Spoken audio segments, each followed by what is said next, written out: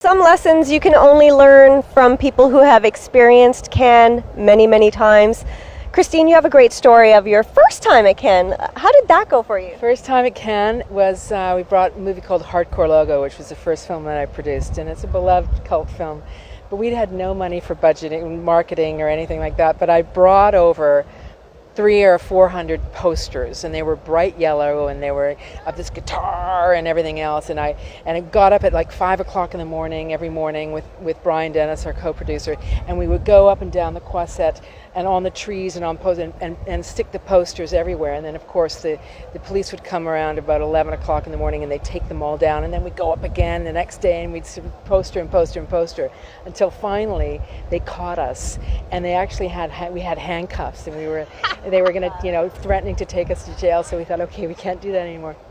So then we had ordered this one huge poster, and we weren't sure where to put it.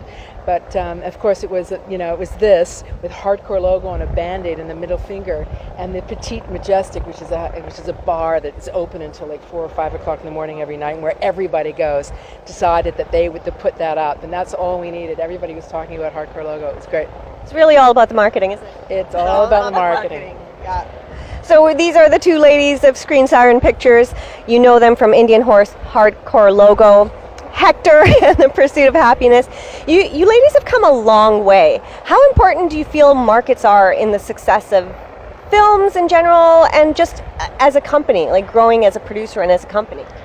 I think they're the most important thing as a producer, to attend festivals and markets, because they fulfill a variety of functions.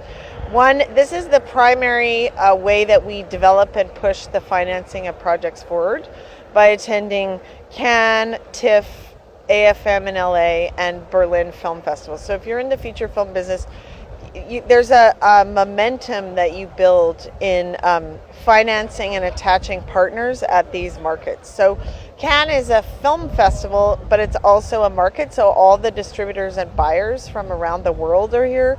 All the financiers are here. You can meet all the agencies here.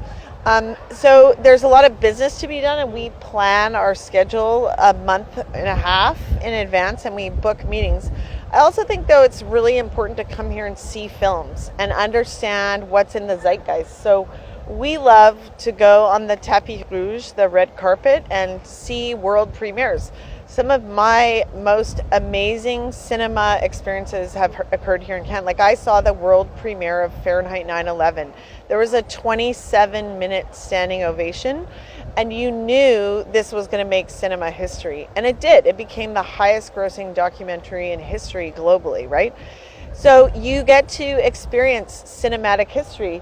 I mean, the Petite Majestic that Christine was just talking about, which is an open-air little bar behind the Grand Hotel, was created by Jean-Luc Godard and the whole French New Wave filmmakers, who they came to the Cannes Film Festival and decided they wanted to make a festival for filmmakers because Cannes was so expensive. So they created Directors Fortnight, which is an adjunct part of the official competition at Cannes. That was created by the French New Wave filmmakers, and they also wanted a cheap place to go and drink, and that's how the Petite Majestic, because it's still €3 for a beer or wine at the Petite Majestic. We only learned this today? Wow. Yeah, so that's how that came about. So there's a huge amount of cinema history here in Cannes. Like, some of the greatest films in the world have premiered or won awards here. So I think it's not only important to just come and have meetings and finance your films, but also to experience cinema history, for sure. That's an important history lesson right there. I had no idea that that's how Directors Fortnight came about. Can I ask both of you, if you had one do and one don't to say to those producers out there who are considering coming out to Cannes or any market for the first time, what would be a do and a don't from each of you? Wear comfortable shoes. Important. Advice I do not take myself. If you look at my Excellent. shoes, I'm wearing very high-heel shoes. What I do is do your research. So I've seen a lot of people come here and they haven't prepared, or they don't have meetings set up. So do your research as to who the people are that might be interested in the film you're making. 6 weeks in advance, reach out to them to set up a meeting. And there are programs that can help you prepare for Cannes. You know, in Canada, we're really lucky. We have a lot of support. So there are various programs that you can do to help you prepare, understand the market. And even at the festival, there's first time things that you can attend. And there's great speakers. Like today, Christopher Nolan was speaking. You can go and see some of the greatest directors in the world that have films here speaking, and I think that's also really helpful and important. Don't. Okay, my turn. Sorry.